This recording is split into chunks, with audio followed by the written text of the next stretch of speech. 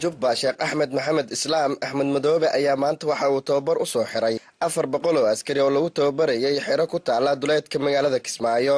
Ciidamadani tababarka uu soo xiray madaxweynaha maamulka Jubba ayaa waxay ka mid noqon doonaan ciidamada daraawiishta maamulka Jubba oo iyagu dhawaan duulaan ku qaaday goobaha ay kaga sugan yihiin kooxda Al-Shabaab gobolada Jubbooyinka. Jenaraal Maxamed Faarax Warsame Darwiish oo ah wasiirka wasaaradda arrimaha gudaha iyo amniga ee maamulka Jubba ugu horeyntii saxaafadda la hadlay ayaa waxa uu sheegay in ciidamadani xilligan wixii ka dambeeyay ay gudan doonaan waajibaadka ka saaran dalkooda gaar ahaan dib u xoreynta gobolada Jubbooyinka.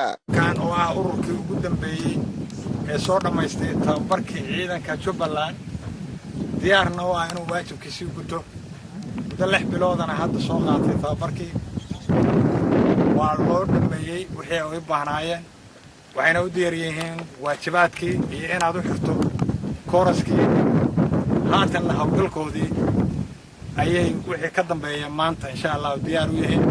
Madaxweynaha maamulka Jubba Sheekh Axmed Maxamed Islaam Axmed Madoobe oo isna dhankiisa saxaafadda la hadlay ayaa sheegay in ciidamada tababarka loo soo xiray ay ka qayb qaadan doonaan dagaalada lagula jiro kooxda Al-Shabaab.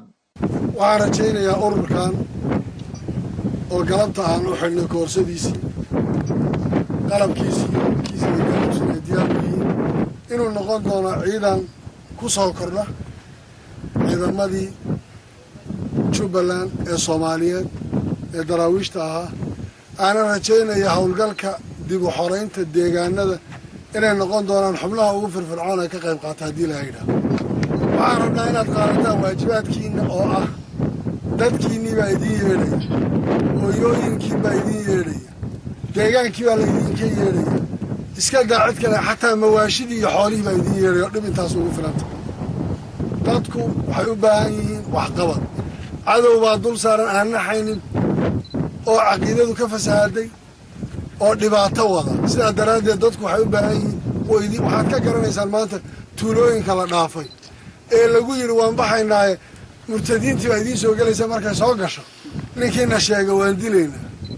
Yani dadku xataa markii la dhintay kadib baa rabaa dadka lasii cabsiyo. Geerida kadib in dadka la cabsiyo soo dhib kale maaha. Nin dhintay baa hadda dadka weli usii hanjabaya. taa marka waxaan rabnaa insha allahu inaan dadka culayska iyo cadaawadda iyo dhibka saaran ka qaadno. waxaan idiin rajaynayaa guul.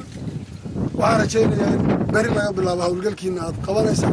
Si kastaba ahaatee ciidamadani tababarka loo soo xiray ayaa ku soo aadaya xilli ciidamada daraawiishta maamulka Jubba iyo kuwa ciidamada nabad ilaalinta AMISOM oo dagaal ka dhan ku qaaday kooxda Al-Shabaab qaybaha ay kaga sugan yihiin gobolada Jubbooyinka. Sharmaarke Deeq Cabdi, TV-ga caalamiga